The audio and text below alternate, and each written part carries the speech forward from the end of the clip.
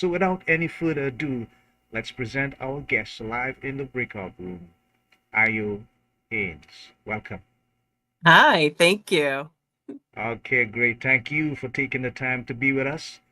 And we appreciate you and we appreciate the opportunity to share the next 42 minutes or so with you. So, Ayo, here's the thing that I love to start with. If you had the opportunity to let the world know what you really represent in terms of your philosophy, your belief, the one thing that you want them to remember as your lasting legacy, what would you tell the world? How would you describe that philosophical belief that truly describes you? Hmm. Well, I guess because my name means joy, Ah, it has to do with that. And my daughter's name means love. uh-huh. So I just think those are two key components of a happy life, having joy and having love. And that's all that God has really required of us, right? To live Yeah. a joyous life, to be loving, to care for others, to do unto others as you would have them do unto you. I mean, it's really quite simple. So I try to live a life of simplicity, and I try not to take things personally. I realize that everybody's on their own journey. They have had experiences that inform exactly where they are at that moment. And I could take it personal or I could choose not to. And I really do believe that this life is about choice. And we have every responsibility to make the right choice, right? God has given us free will from the very beginning, from the time of the apple and Adam and Eve in the garden, right? There was a choice. The choice was the wrong choice, but you Ah, have choice. And so yeah. it's what you do Yeah. after those wrong choices and what you do with the good choices, right? How do you perpetuate them to grow even more? Wonderful. Thank you for sharing. We have a very enthusiastic audience. I see two Oh, likes, and that means you excellent. are smoking, Ayo. You're started off on a right path. So let's just continue doing that. You were a hit star on a Hollywood platform, whatever you want to call it, however you want to describe it. When did you find that epiphany moment and decided, this is not where I'm supposed to be, and you made that switch? How was that like for you emotionally? Well, in acting, there are many choices, bad and otherwise, that you can make. They're presented to you all the time in your career as an actor, male and female. There's always someone who is going to offer you a part that you either agree with or you don't. They will push your limits and ask and see what you will do and what you won't do. And for some, it looks like it pays off if you make a choice that you normally wouldn't, Yeah, but they have short-term results, um, and or they have other challenges that come along with it. For me, I started acting back in college.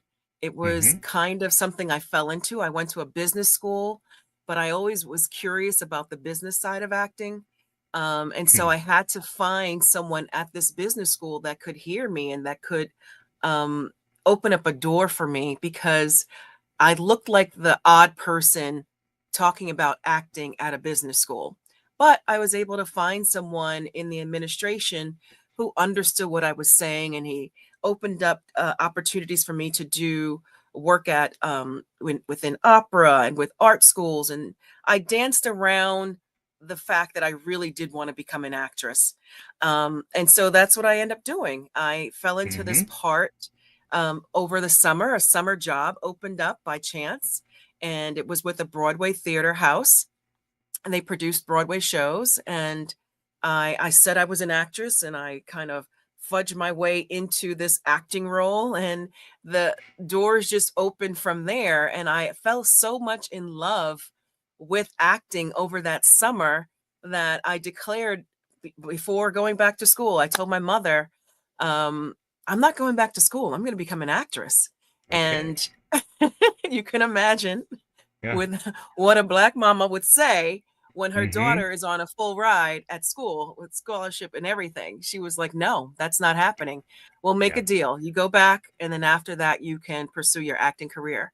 And that's what I did. And I pursued it. And the week that I was supposed to be finishing up my last class, I stumbled into a kids show role. I was on a show for children and for young kids, and it was fun, and I just loved it. And so I did that for 20 years. It's actually been much longer now. But at one point, I had this great audition for this comedic role, and I think I'm funny. I'm situationally funny, I say. In my mind, one day I'm going to get up enough courage to do like stand up, but I can be funny, and it was a great audition. It was very secretive. They were like, "Oh, we can't give you the script right now. It's very hush hush. It's a really big comedian." And I was like, "All right, game." And the script was a little on the edge, but there was nothing that was like shocking. Mm-hmm. Um, but I kept asking for it. I was like, "Can I get the script?" And my agent kept saying, "Oh, they keep saying they're going to give it to you when you get there for your fitting and do the table read." The table read is when all the actors get together with the Mm-hmm. directors and the producers.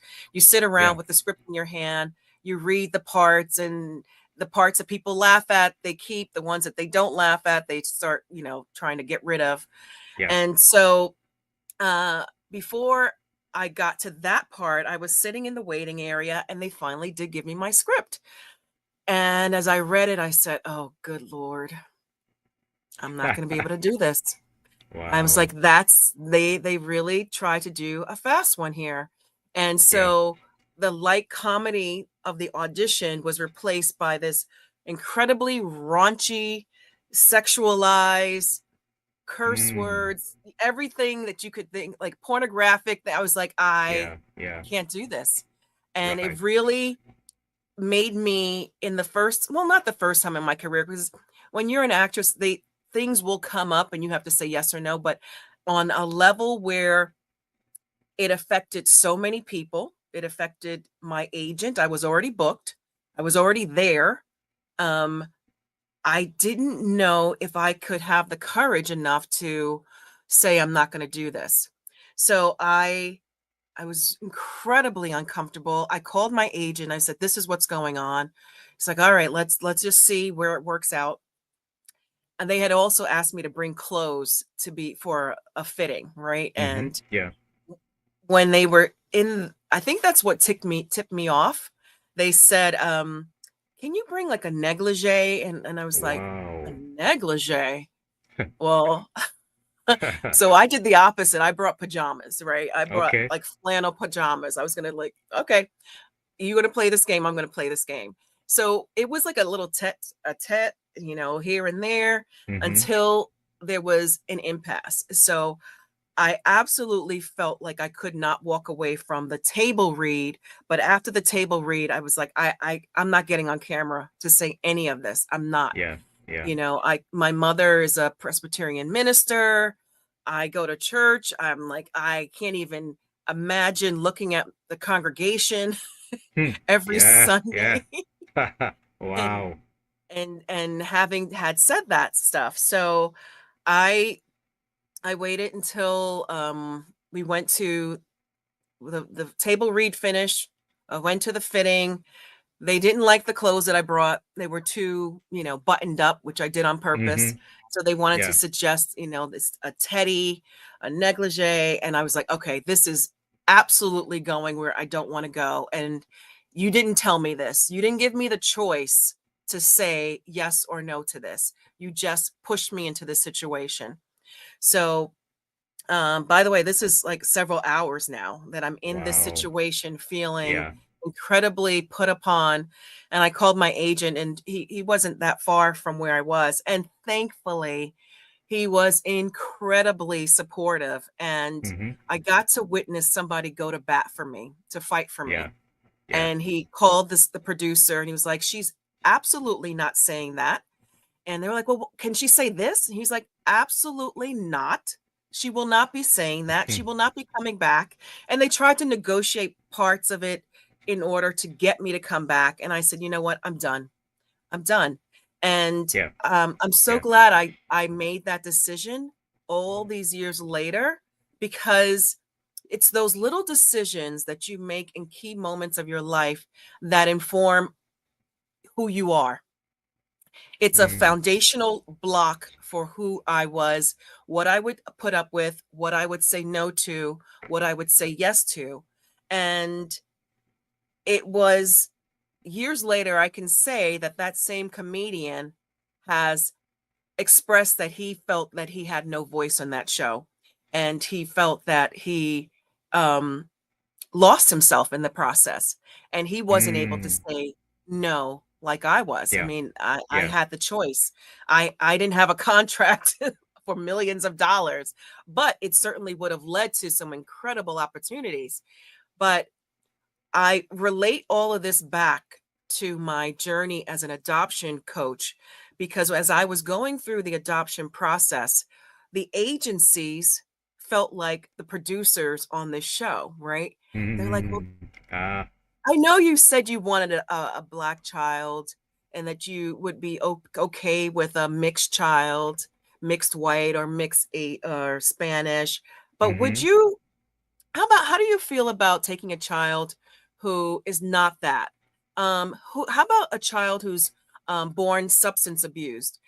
And I said, well, in my, it's very specific what they ask you, the questions, what Yeah. kind of child Yeah. you want.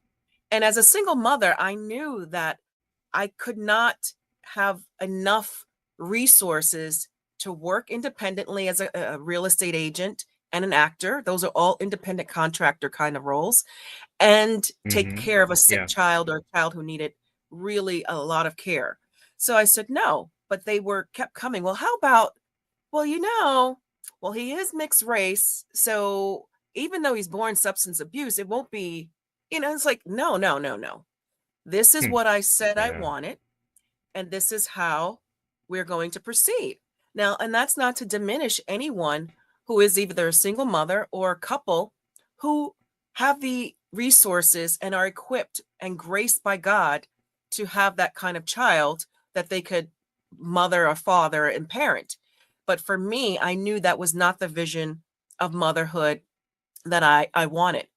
And so I had to put my foot down a lot of times in talking with the adoption agencies, because they were trying to talk me out of who I was, even to the point where I wrote a bio. You have to write a brochure about yourself and your life. And I chose to be very spiritual about what I wrote there. I said, Yeah. God put us together to at this very moment, and you have blessed me with my this beautiful child, and who I pledge will know who you are. And it was even more spiritual than that, and they said, you can't say that. And I said, why not? Wow. And Yeah. they said, well, these girls are not going to understand that kind of talk. And I Hmm. said, well, the girl who picks me will absolutely understand it. I'm not changing a Yeah. word. Yeah. And so that's what I stuck by my guns, and it turned out that that's exactly the young woman who picked me. She read it, it resonated with her, and that has been the pledge that I have lived with, that my daughter would know her, and that's exactly what open adoption is. So you do need to stick to your guns and know who you are. Wow. Thank you, Ayo. We got a lesson there. We got a true lesson based on your experience. Loretta Packett is in the house. She says, "Blessed morning to you, all guys. It's nice to be with you all this morning. Blessings continue over you all." I guess where she is, a time zone would be morning. My time is now Yeah, 1:26 p.m. It's Atlantic Standard Time here, and we have 3 likes. So I Ayo, love that. you're doing really good. You're doing really good. Great. And Yeah, a thank you, couple of Loretta. questions. Oh yeah, great, wonderful. A couple of questions that I want to get into because I have some stuff that I really want to share with you and get your color commentary on. What are the most common misconceptions about adoption that people face, and what guidelines would you give them to address those, including sticking to your guns. Do not compromise. Well, I think regardless if you're a couple or if you are single, the misconceptions that exist for everyone around adoption is that I can't love a child that's not my own. And that's Wow. not true. Yeah. That is absolutely not true. If you understand the process of adoption and the fact that we are all adopted, quite frankly, we Mm-hmm. are Yeah. adopted by God. So Yes. we come from that relationship already, and He loves us more than anything. Yeah. So if He can love us with all of our mistakes, and uh, we can love a child that He has gifted us with and graced us with to love. I think another misconception is that the birth family, birth mother is going to want the child back. Um, and that is the work that I do around open adoption.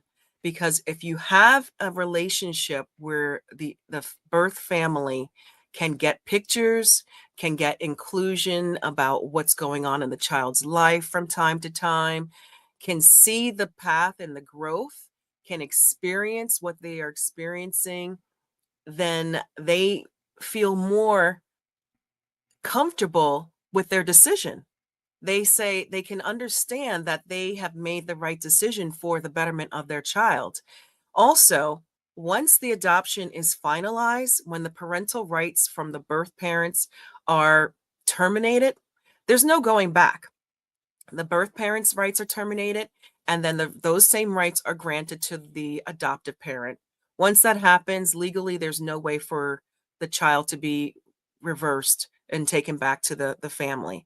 But again, if you have a conversation, if you have a relationship that's respectful, where they see the child is extremely loved and having an incredibly blessed life, and they're not shut out. They're not the bad person. They're not that person you have to fear. Then Mm-hmm. it's a beautiful relationship for everyone involved. Yeah. Yeah. Wonderful. Thank you for clearing that up and for sharing your expertise and your experience. So I really want to share this video with you and us. And for those who are going to see this later on, this is really instructive. So pay attention, guys. I Here we think go. one of the most the biggest misconception is that the birth parent will want the child back or will take the child back. That's not possible. The once the adoption is finalized, it's it. That's it. The birth parent's rights are terminated as part of the process of the adoption, and the parental rights are granted to the adoptive parent. After that, there's no taking back a baby or anything like that. I think most birth parents just want to know that their baby is happy, healthy, and that what they imagine for their child is actually happening for their child. So that if you are a teenage mother unable to give the child that you birth the life that you wanted, but you can envision that child being in a family, whether with two parents or a single parent, being able to have the life that you dream for them, then that's something that will make them very happy. Yeah.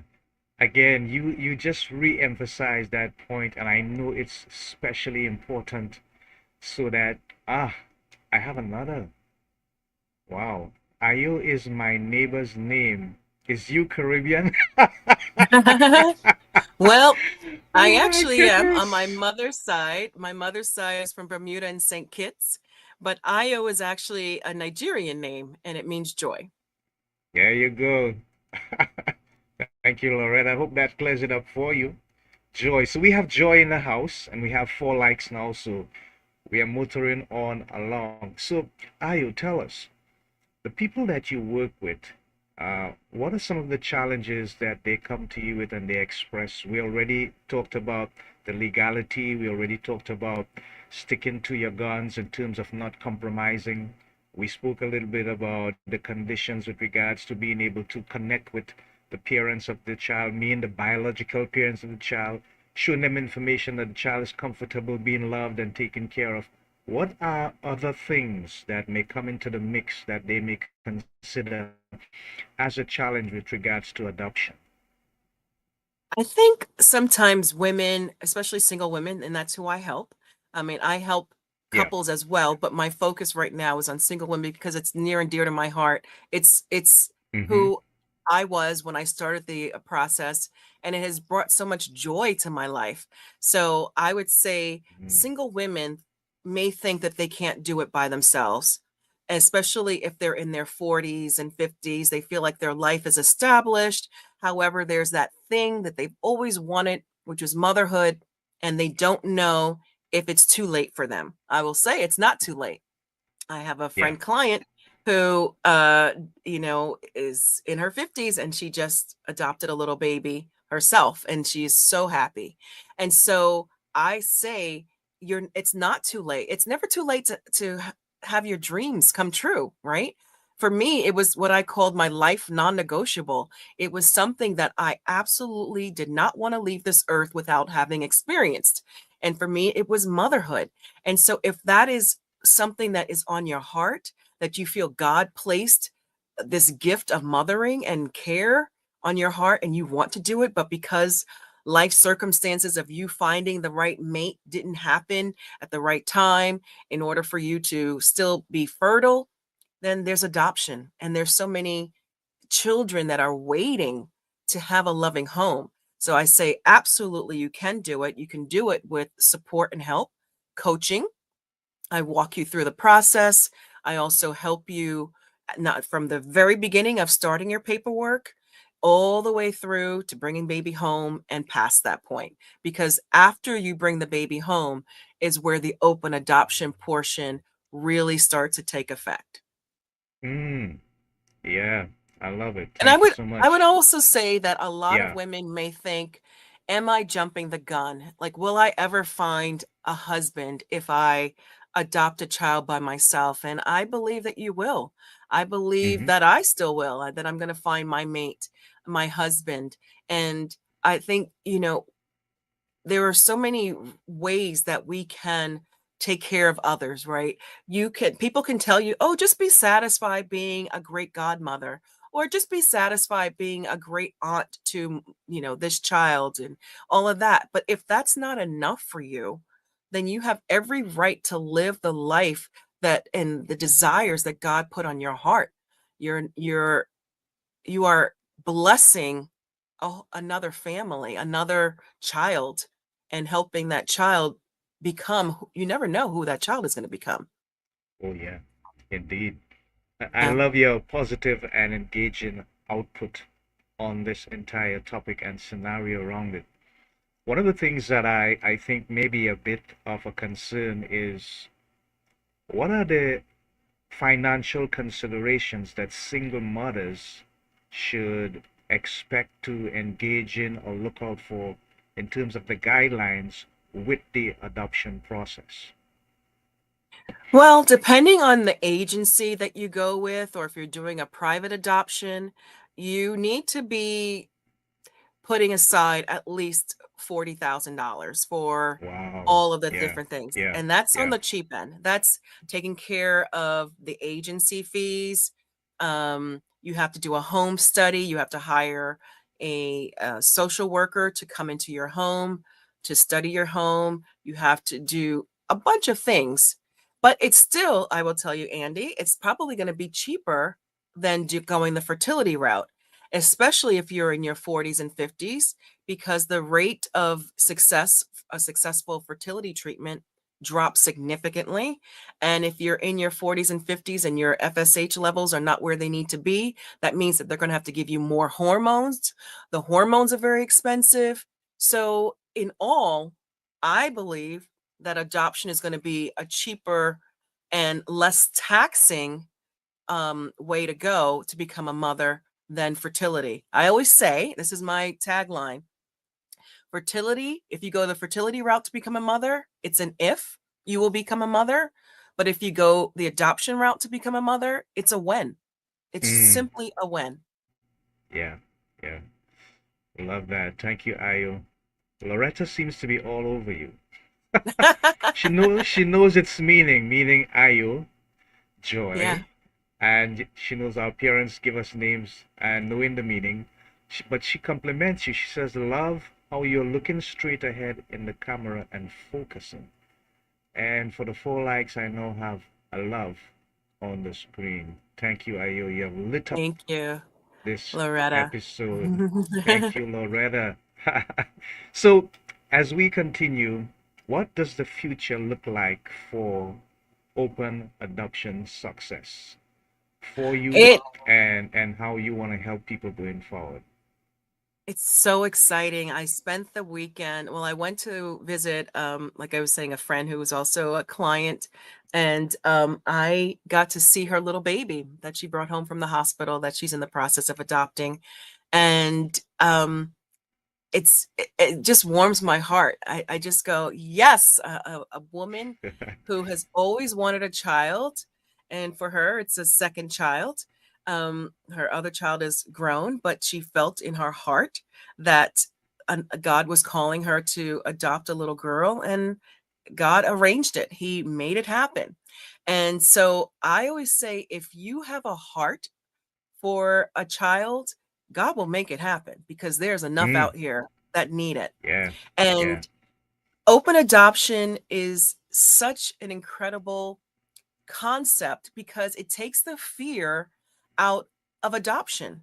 Everyone's operating from this place of fear of the baby's gonna not gonna want me after they become older and they find out that they're adopted. Well, I took that out of the equation because I told my daughter as young as 3 that she was adopted. I just explained it. It wasn't a big deal. She was like, okay. So I never made it wasn't ever Yeah, like yeah. he said, she said, or them against us. No, there's an adoption triad, and that triad is a strong triangle. It's the adoptive parent, it's the child, and it's the birth parent. And if we can continue to have a relationship and flowing, have the information flowing through all three, then there's no stagnation. There's no fear. There's no, is she going to love me more than her? No, it doesn't happen. I will always be my child's mother. Always. There's no replacing me in that. And so with the open adoption, so far it's been all about education. It's been about inspiring other people, other women in the same situation that I'm in or was in. It's about uh, taking control of what it is that God put on your heart. And sometimes that means that we have to go against societal norms. Society says you have to be married and have a child. Well, what if you married some idiot and you got a divorce and Mm-hmm. he's not even in your child's life? You're single anyway, right? And Mm-hmm. so Yeah. um you have to really take the time to listen. I fasted while I was in the process. I prayed a Mm-hmm. lot. I wanted Yeah, to yeah. hear from God what it is that he wanted me to do.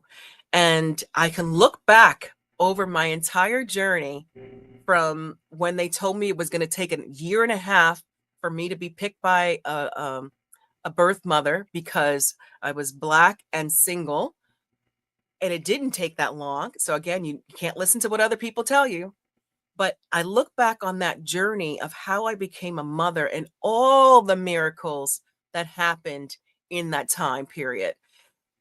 And I look back from then to now, where I left a career. I still am doing real estate, but not to the level that I'm doing the Mm-hmm. coaching now. This whole Yeah. experience has changed my life. It's changed my trajectory in working and who I work with and my career. I mean, in my midlife, I changed careers completely. I'm actually post midlife, but you know, it gives me that excitement to continue to Yeah, help other women just achieve that happiness that I've been able to experience. yeah. Thank you, Ayo. You're a breath of fresh air, my dear. And You. and you know what?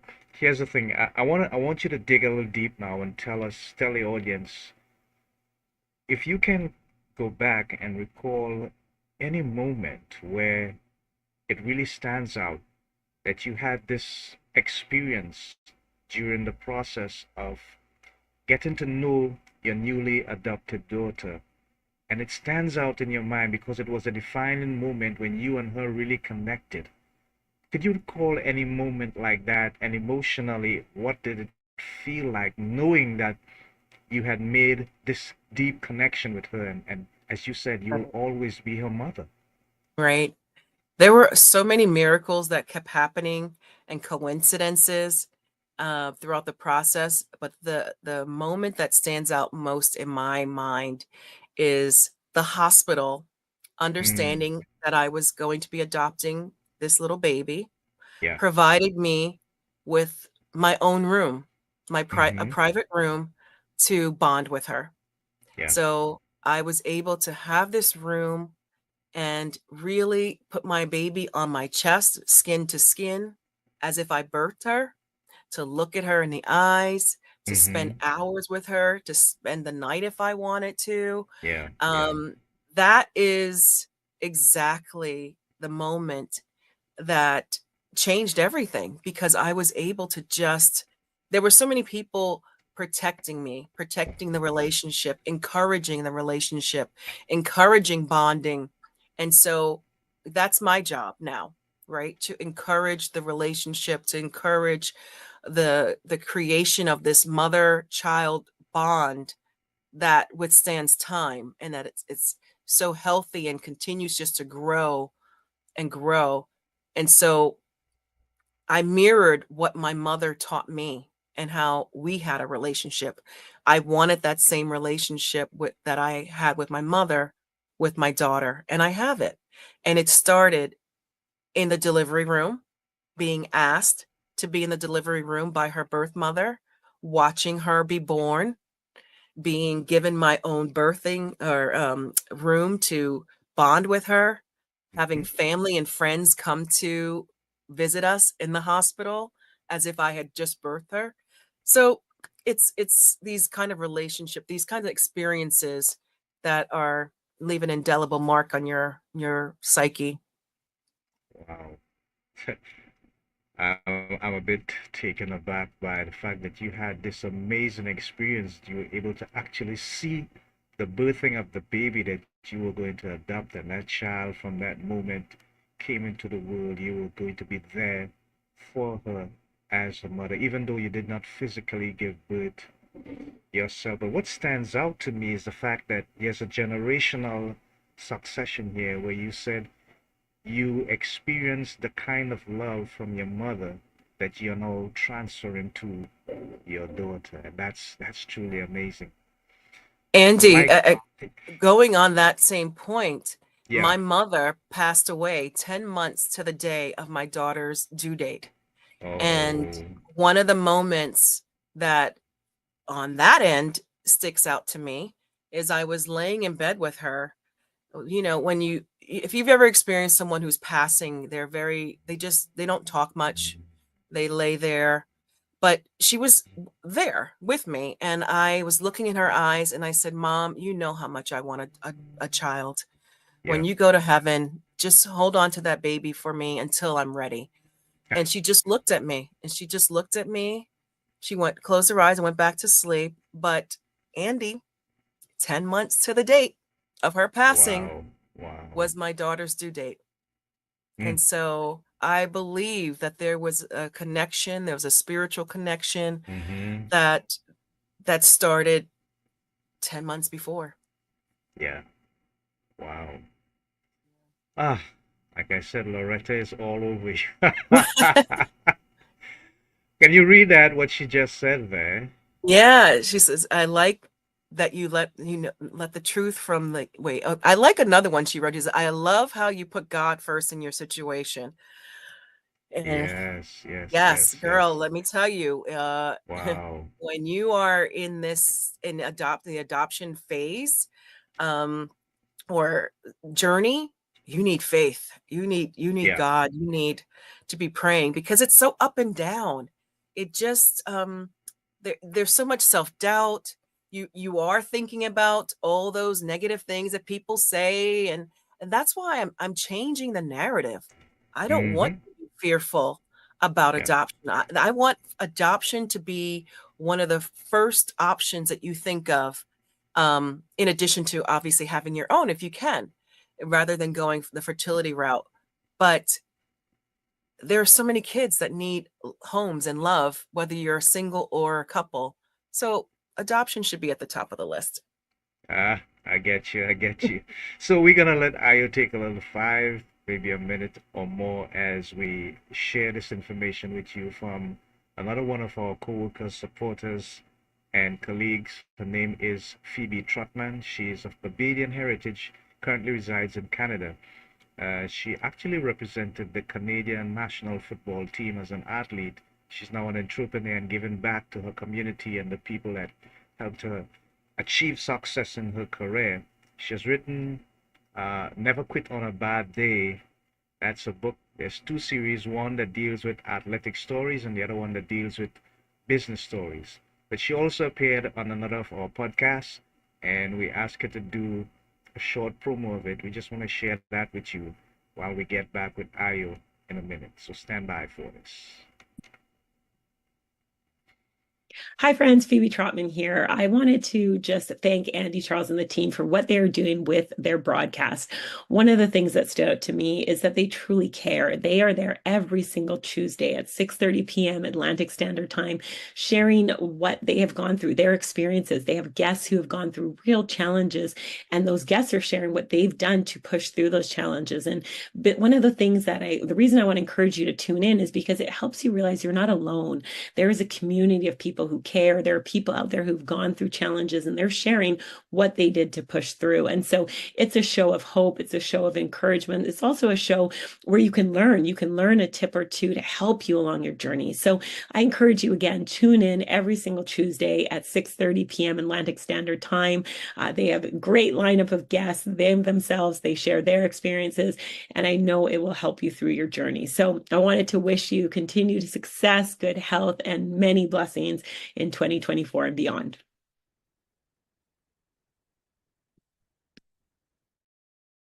Hey, thank you, Phoebe, one of my favorite people on the planet. So that's our other podcast, Breaking Out of Depression. It's at 6:30 p.m. every Tuesday. That's tomorrow, God's willing, at 6:30 p.m. Atlantic Standard Time. Tune in on the LBW Radio Network, either on YouTube or on the Facebook network. Our guest will be Zulma Williams, a Mexican immigration I would say victim, but not so much. She went through the process and became successful, and she got her master's degree at the age of 46, when many people would have not even considered going for a master's degree. She became a victim of breast cancer. She was suicidal, depressed, etc. You name it. Lost her mom, had to go back to Mexico, had to come back to the US. Hey, tune in to get the fine points of the story tomorrow, God's willing, 6:30 Eastern Standard, Atlantic Standard Time, not Eastern, Atlantic Standard Time, 6:30 p.m. on W, the WWW network. That is Breaking Out of Depression on Facebook, as well as the YouTube Living by the Word, the LBW Radio Network. Okay, great. So we're gonna get back to Ayo Haynes. This is the episode entitled From Hollywood to Adoption Advocacy, Rewriting Life's Expectations with Ayo Haynes.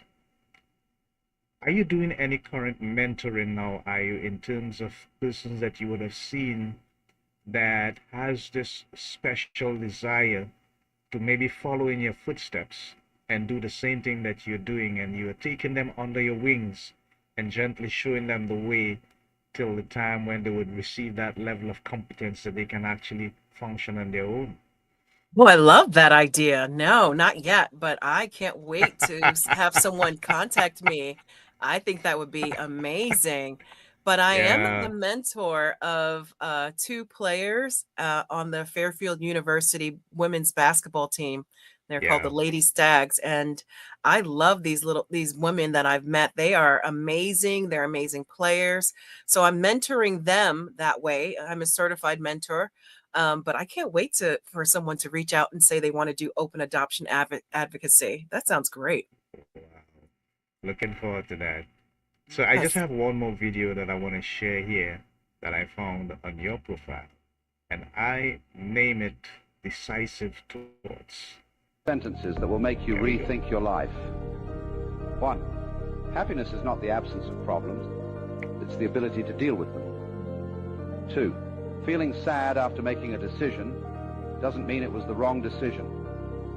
3. You're not stressed because you're doing too much. You're stressed because you're doing too little of what makes you feel most alive. 4. The lesson you struggle with will repeat itself until you learn from it. 5. Never regret a day in your life. Good days give happiness. Bad days give experience. The worst days give lessons. And the best days give memories. Be so confident in God's plan that you don't even get upset when things go wrong.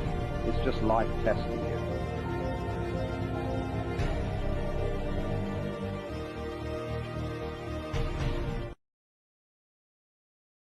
That resonates, right? That is so amazing. Wow.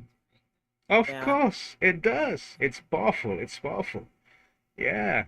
So we just have about 40 seconds to go, and I'm going to put up some information on the screen. But if you had the opportunity to say something to all the women out there, the single moms or those who want to be single moms, and they're looking for the possibility of being involved in adoption, how would you describe this pattern statement to them? What would you say that would leave a long, lingering, lasting impression in their hearts and bring them to a place where they can feel so much more confident about the process?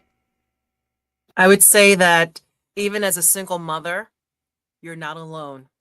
You are in a community. You will build your community. You will find your community. And you will make sure that your child has exactly what they need spiritually, mentally, physically to make them a very strong and happy child. You are in, you can do it. You are wonderfully made. God knew you and put everything within you that you needed before you were formed in your mother's womb. So there's nothing to doubt. And I also will say that I am creating, and I have created a summit called She's Extraordinary Summit. And it's for women, regardless of being single or not, and being mothers or not. And it's to uplift. It's called Dare, Dream, Achieve. And it covers all aspects of life. You can find out more at shesextraordinary.com. And thank you so much, Andy, for putting up all of my contact information. Single women, definitely follow me at openadoptionsuccess.com. I've got free trainings there. You can reach out to me. Loretta, please. I don't know what your journey is, but I still need to meet you. Just send me a way to, on Instagram or Facebook, friend me and let's connect. And that goes for everyone listening. Yeah, thank you, Ayu. You have been an amazing and wonderful, quite engaging guest, and as I said, refreshing in terms of your outlook and your professional expertise, including your experience that you have been vulnerable about and share with us on the process of open adoption. So we have been, okay, so Loretta wants to say something here. Can you see it? Yeah, Uh, it it says says, good good afternoon. afternoon to you all, and the all God continue blessings over you all. That Amen. includes Ayu as well. Yeah, amen. What an amazing note to end on. And we're so happy that we can connect with people and we can make an impression and we can leave an indelibly beautiful moment in your mind. My Your Facebook Facebook name is name. Io Haynes, the same spelling, and you can also Yeah, find me as Io Haynes Open Adoption Specialist or Coach. wonderful. I have a business Very page too. good. Yeah, yeah. Amazing. Okay, so we have to wrap it up here, folks, because I have another call I have to look forward to and prepare for in a moment. So, on behalf of Andy's Personal Development, I am your host, Andy Charles, together with my guest, Ayo Haynes, and we are saying so long, Godspeed, God bless, Shalom, Namaste. And remember, guys, our three watchwords: always strive for health, happiness, and prosperity. Let that be your byline and the thing you desire the most, not just for yourself, but for everyone that you meet on a daily basis. Bye for now. Until next time. Take care.